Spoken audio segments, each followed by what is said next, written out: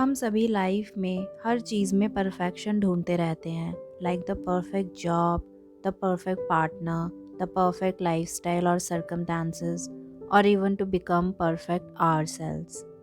And of course वहीं imperfections के बारे में हमारे बहुत जजमेंट्स होते हैं, चाहे खुद से रिलेटेड या लाइफ में होने वाली दूसरी चीज़ों से रिलेटेड। और ऐसे ही आसपास के इन इम्परफेक्शन से हम फ्रस्ट्रेशन एंड डिससेटिस्फैक्शन फील करने लगते हैं। But what is perfection? What does it mean for something to be perfect? Let's suppose अगर आपसे दो डिफरेंट लोगों से उनका आइडिया ऑफ परफेक्शन, लाइक एक परफेक्ट लाइफ कैसी होती है, पूछने को कहा जाए, तब ऑब्वियसली दो डिफरेंट आंसर्स सुनने को मिलेंगे। या पूछा जाए एक परफेक्ट पार्टनर उनके अकॉर्डिंग कौन होता है, तो भी दो अलग आंसर्स मिलेंगे। इवन अगर आप उनसे उनके परफेक्ट वर्जन को डिस्क्राइब करने को कहेंगे, तब भी दो अलग अलग आंसर्स होंगे। नाउ उनके आंसर्स में थोड़ी बहुत सिमिलैरिटीज़ हो सकती हैं, बट उनके पर्सपेक्टिव्स में हमेशा डिफरेंस रहेगा, जिसका मतलब है there is no perfect standard और परफेक्शन फॉर एनीथिंग, क्योंकि ये सबके लिए अलग होता है। मतलब it's just an idea, an interpretation, a mental construct जो हम सब कैरी करते हैं, जो ये बताता है कि हमारे पर्सनल पर्सपेक्टिव से अलग बाहर दुनिया में परफेक्शन जैसी कोई चीज़ एग्जिस्ट नहीं करती।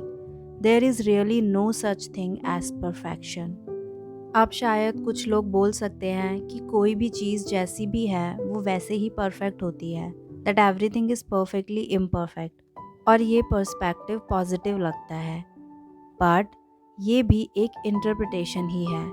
ये ज़्यादा एक्यूरेट तब होगा जब हम इसे ऐसे देखें कि जो भी चीज़ें हमें दिखती हैं वो जैसी हैं वैसे ही हैं, without interpreting it, without thinking it as good और बैड, फॉर्चुनेट और अनफॉर्चुनेट, परफेक्ट और imperfect, everything is as it is.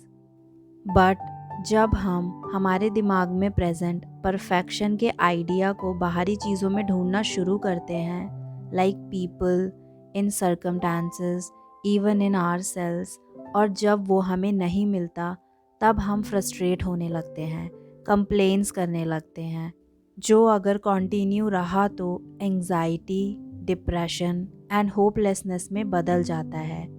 क्योंकि हम कितना भी उस आइडिया को मैच करने की कोशिश कर लें, इन दी एंड उसमें कोई ना कोई फ्लॉ, इम्परफेक्शन ज़रूर रहेगा। In fact, it would seem one can't have an idea of perfection without having some idea of imperfection. मतलब एक के बिना दूसरे का एग्जिस्टेंस पॉसिबल ही नहीं है। You have to have some comparison. क्योंकि आप कैसे इम्परफेक्शन देखे बिना पता लगा सकते हैं कि कोई चीज़ परफेक्ट है। फॉर एग्ज़ाम्पल, हम डिफरेंट आर्टिस्ट को देखते हैं, उनकी आर्ट हमें बहुत अमेजिंग लगती है, सोचने पर मजबूर हो जाते हैं कि कैसे कोई ऐसा कुछ क्रिएट कर सकता है इतना परफेक्ट। बट वहीं दूसरी तरफ एक आर्टिस्ट के लिए उसका वर्क कभी कंप्लीट नहीं होता, वो परफेक्ट तो बिल्कुल नहीं होता, उसके अंदर ढेर सारे फ्लॉज होते हैं। जो भी उनका पर्सपेक्टिव होता है उसे वो अपनी आर्ट में उतार देते हैं, जो उस आर्टिस्ट की आर्ट को मीनिंगफुल बनाता है। एंड उसी सेम आर्ट में हमें ब्यूटी दिखती है, परफेक्शन दिखता है। मैक्सिमम लोग उन फ्लॉज को देख तक नहीं पाते जो उस आर्टिस्ट को इम्परफेक्ट लगते हैं, क्योंकि वही सेम चीज़ किसी और को परफेक्ट लगती है। So it's all about perception, जो पर्सन टू पर्सन वेरी करता है। इवन आपने भी काफ़ी बार नोटिस किया होगा, जब आप कोई पर्टिकुलर चीज़ बनाते हैं, लाइक फूड या आर्ट या कुछ भी, तो आपको उसमें काफ़ी कमियां नज़र आती हैं। वहीं जब आप उसे किसी और को दिखाते हैं, उन्हें वही सेम चीज़ परफेक्ट लगती है, उन्हें वो कुछ नहीं दिखता जो आपको इम्परफेक्ट लग रहा था।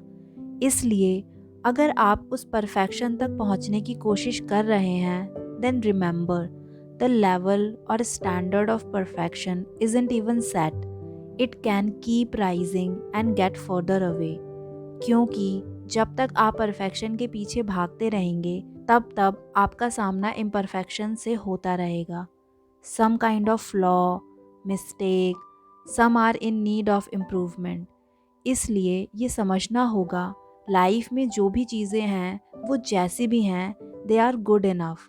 ये नीड कि सब कुछ हमेशा परफेक्ट होना चाहिए छोड़नी होगी। इस पॉइंट पर आना होगा जहां आपको पता चल सकता है that it is never going to be perfect. So let go this idea of perfection, just see the beauty as it is and to appreciate all that is beautiful about it without needing every detail to be ideal। But जो ज़रूरी है वो इस idea of perfection को छोड़ना, क्योंकि ये सिर्फ एक आइडिया है, वेग आइडिया। हमारे पर्सनल पर्सपेक्टिव से देखने पर ये स्पेसिफिक लग सकता है। जैसे हम जानते हैं हमारे आइडिया ऑफ परफेक्शन दूसरों से अलग होता है और ये आइडिया परमानेंट नहीं होता। पर्सनल लेवल पर टाइम के साथ बदलता रहता है। जैसे कोई चीज़ जिसे आप आज परफेक्ट समझते हैं, थोड़े टाइम बाद आपकी ये सोच बदल सकती है और तब कुछ और परफेक्ट लग सकता है। So it's important to let go of this idea of perfection, to let go of the need for anything to be perfect and simply just accept and embrace imperfection और see that everything is as it is.